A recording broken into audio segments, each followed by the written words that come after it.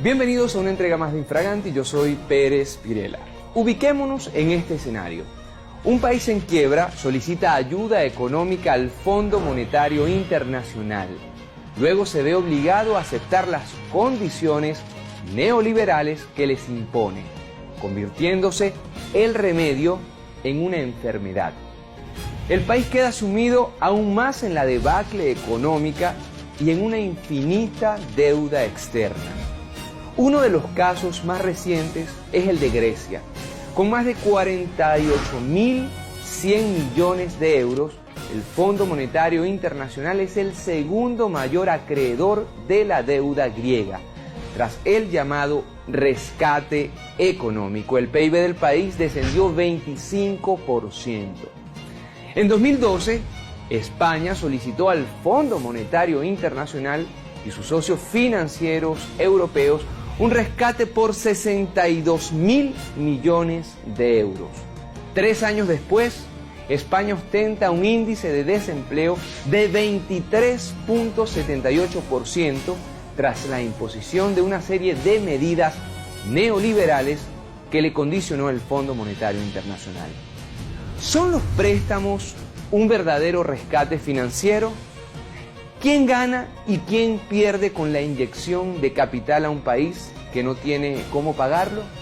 Esto y más en este nuevo capítulo de Infraganti. Acompáñenme. El Fondo Monetario Internacional fue fundado el 22 de julio de 1944 al firmarse los acuerdos de Bretton Woods en los Estados Unidos. El organismo se autodefine como promotor de la estabilidad financiera y la cooperación económica internacional. Sin embargo, la historia dice lo contrario. A partir de 1970, el Fondo Monetario Internacional comenzó a prestar dinero a los países, especialmente a los latinoamericanos y africanos, que mostraban un leve crecimiento y desarrollo económico, y posteriormente se endeudaban. Cuando se le solicita un préstamo al Fondo Monetario Internacional, el gobierno del país se ve en la obligación de aceptar sus condiciones. Algunas de ellas son de libre mercado, son de reducción del gasto público, son de privatización de empresas públicas y ajustes fiscales que van en detrimento de la política social.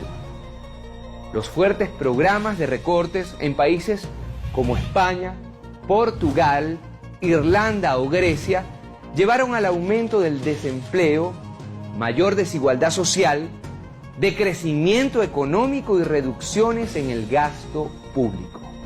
Las 3 intervenciones económicas más abultadas del Fondo Monetario Internacional han sido a Brasil en 1998 por 41.500 millones de dólares, a Portugal en 2011 en conjunto con la Unión Europea por 78.000 millones de euros distribuidos en 3 años. A Grecia por un total de 110.000 millones de euros distribuidos entre 2010 y 2014. El Fondo Monetario Internacional está compuesto por 188 miembros, dividido entre países industriales, subdesarrollados y con economías centralmente planificadas. El Fondo Monetario Internacional le asigna una cuota a cada país miembro basada en el tamaño de su economía. Esa cuota representa la contribución máxima a los recursos financieros de la institución. Los países de bajos ingresos tienen un 0% de intereses desde 2009 hasta 2016, pero ¿con qué pagarán una vez expire dicho plazo?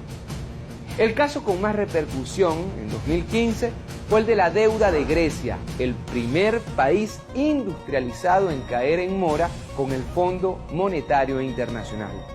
Hasta mayo de 2015, solo Somalia, Sudán y Zimbabue habían sido deudores morosos del Fondo Monetario Internacional. Grecia es objeto de una intervención casi infinita. Han tenido que vender patrimonio como islas, por ejemplo.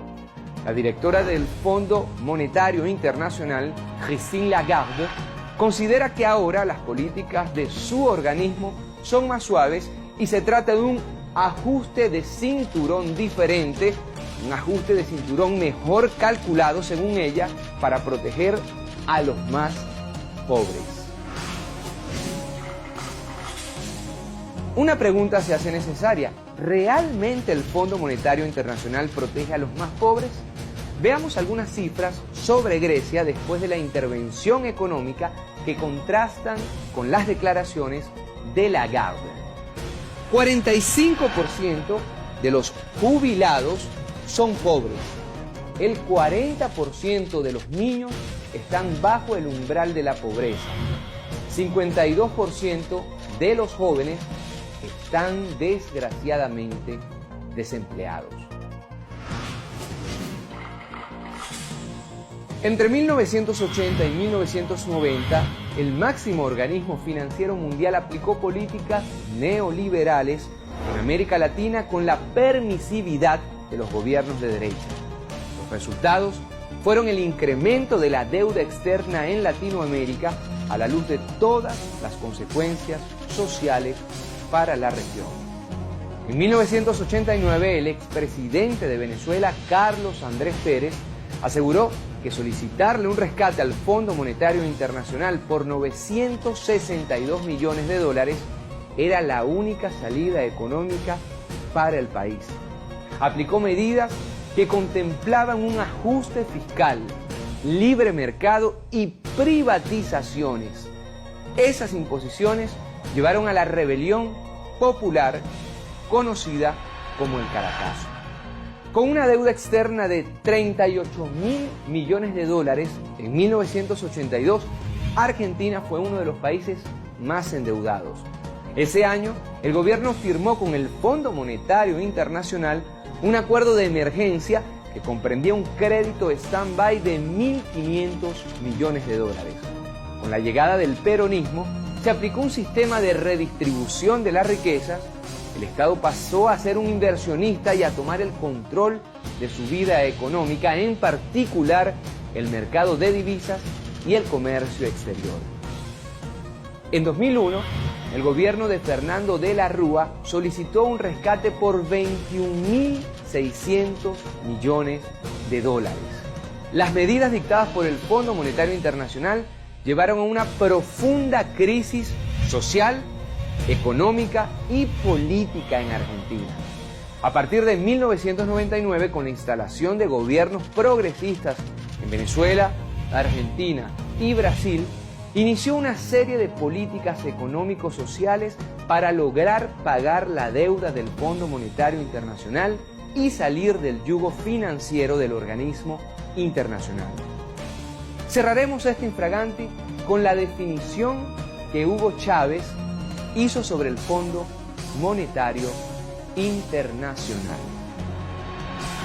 Las instituciones, el Fondo Monetario es uno de los más grandes culpables, pero no debería ni hablar del Fondo Monetario Internacional. Debería más bien, ¿cómo se llama?, suicidarse.